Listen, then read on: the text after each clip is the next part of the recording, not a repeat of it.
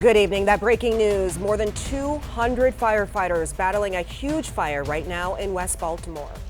Yeah, crews have been working for hours to try and fight the flames, and you can see how massive that is, really taking up the whole screen pretty much at this point. Yeah, thanks for joining us, everybody. I'm Kai Reed. And I am Ashley Hinson. You just saw a live look there at that fire ripping through a warehouse filled with mattresses just feet from the West Baltimore Mark stop. That fire has been raging for hours, and more than 200 firefighters are there trying to get it out. The fire is on North Bentalou Street, right next to the Amtrak and Mark train tracks in West Baltimore. Because the fire is so close, those trains have been canceled for the night and the tracks are closed. Yeah, in fact, Amtrak service from Wilmington all the way to Washington is suspended right now. Road routes have also been changed in the area as well. 11 News reporter Kyrie Stewart has been at the scene for the last couple of hours. And Kyrie, what can you tell us at this point? Well, like you guys said, this is a massive fire out here. This is at a warehouse here in West Baltimore. We have the mayor out here. We have over 200 crews out here. The fire chief is out here. All of them really just coming together to try to contain this fire. Now, the mayor and the fire chief just spoke, I want to say maybe like 15, 20 minutes ago. And right now they're calling this a deep-seated fire. They said that this building you see right here, this warehouse, that there are sub-levels to it. And they think that there could be mattresses at those sub-levels. And because of how big this fire is growing, again, we were just told that this was a 6-alarm fire 15, 20 minutes ago. They're actually relocating people from homes that are along a stretch of block in this area as well. We're told that they're going to put them at a firehouse, and they're going to have MTA buses to come in and help with all of that. So here's what we know about the background of all of this and some of the challenges that fire crews told us. They said that they got the call around 6:48, and there's actually a fire station right across the street here, so crews were able to get on scene pretty quickly.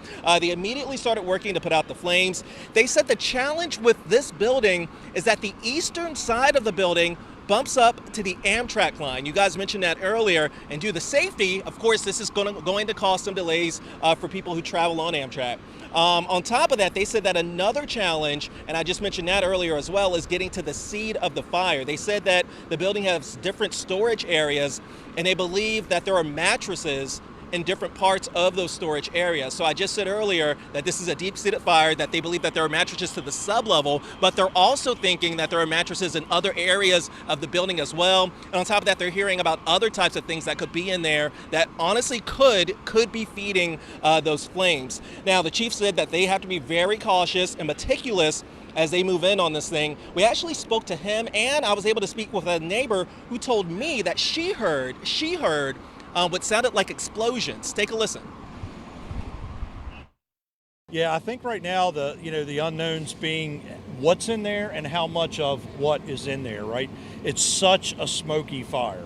I'm sure the whole northwest side of the city is seeing and smelling the smoke. It's just a tremendous amount of smoke back there. So again, we're trying to approach this the right way, obviously safely. Explosion 3 times. Boom, boom, boom. And we looked and it was just burning at the back of the building.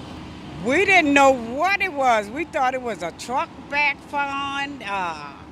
We just really didn't know what it was. Back out here live, just a little bit more to this. There's a lot of information with this. The chief said that there has been some water pressure issues in the area. He said that this is a residential area, so the water that they're using, the flow of water that they're using, has exceeded pretty much what the grid has around here. So because of that, they're bringing in more trucks and they're bringing in water in from other mains around the area as well.